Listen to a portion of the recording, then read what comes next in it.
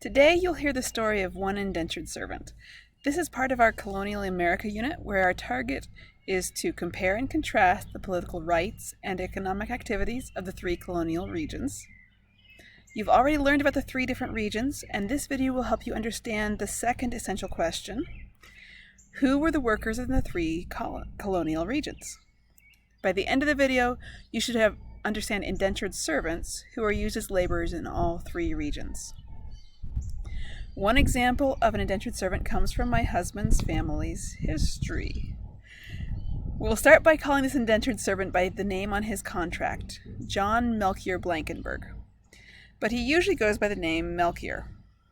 He and his wife, who we believe was named Margaret, were probably in their 20s when they traveled to Rotterdam, Holland to say goodbye to their friends who were moving to the American colony of Pennsylvania. The story that has been passed down through the generations is that the captain of the ship, the Minerva, told the Plank that they could come on board and spend as much time as possible with their friends before the ship would sail the next day. They'd be able to get off the next morning. But when morning came, they found themselves already at sea.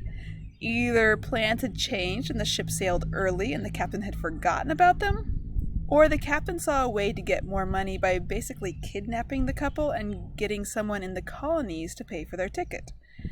Melchior and his wife were not wealthy. They were probably living as refugees from the wars happening in their part of Europe at that time. So it's not like they could just pay for the ticket to travel back home. On board the ship, they would have been in steerage, which you see illustrated here. Most poor European immigrants in the 1700s and 1800s traveled to America in steerage, where they were crowded together with a small bunk and very little personal space. You can see that here. Melchior's wife was pregnant while they were on the ship, which must have made the voyage extra difficult for her as well. Their son, Jacob, was born shortly after they arrived in Pennsylvania. He may have been born on the ship because he was born on November 6th, but Melchior's ticket was not paid for with an indenture contract until 3 weeks after his birth.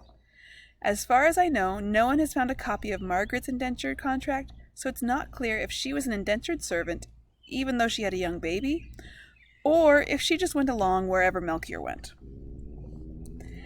On November 27, 1767, Melchior signed a contract with Jason Cloud, agreeing to serve Mr. Cloud for 5 years. Jason Cloud paid £22 and 7 shillings, which is about $3,000 in today's money. He paid that money to the ship's captain for Melchior's ticket, and maybe for Margaret's ticket too.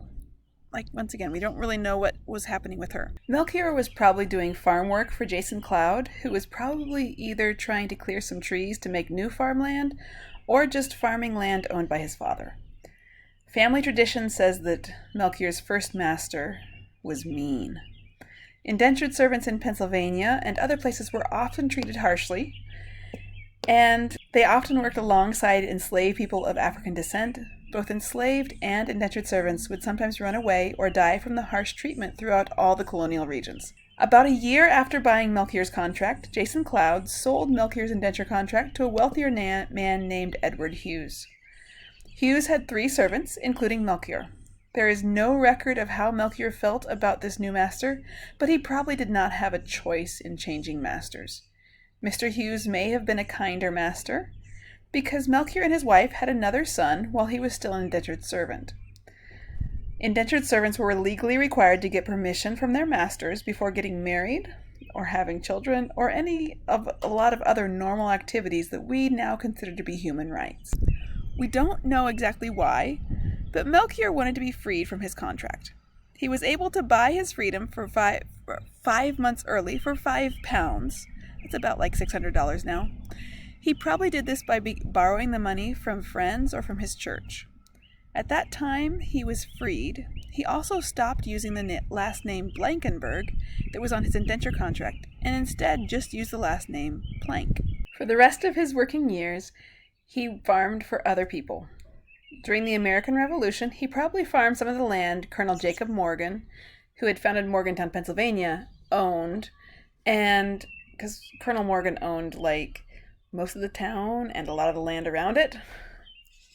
Colonel Morgan was then fighting the Revolutionary War, so Melchior probably was farming his land. Melchior went on to farm other land for other people over the years. He never owned his own farm, but he did own 2 horses and 3 cows, and was able to leave all of his 6 children, each of his 6 children, $1 each when he died as an old man. He and Margaret had 2 daughters and 2 more sons after he was freed, so for a total of 6. And the lives of the children are an illustration of the American dream at that time. As the U.S. government pushed Native Americans off of their land, Melchior Plank's descendants moved west to have their own farms that could keep their families happy. I have not been able to find anything about his daughters except that they got married, but all but one of his sons owned his own farm. 2 of them moved to Ohio where they could start larger farms for very little money. Melchior and his family were Amish, so they generally stayed as farmers and just spread west to Indiana, Illinois, and Kansas, and probably some other places too. My connection to Melchior Plank comes through Alden Plank, who was not a farmer and opened a printing business after serving with the Seabees during World War II. He was my husband's grandfather. As far as I know, there's no famous descendants of Melchior Plank, but there are a lot of them, so I might be surprised someday.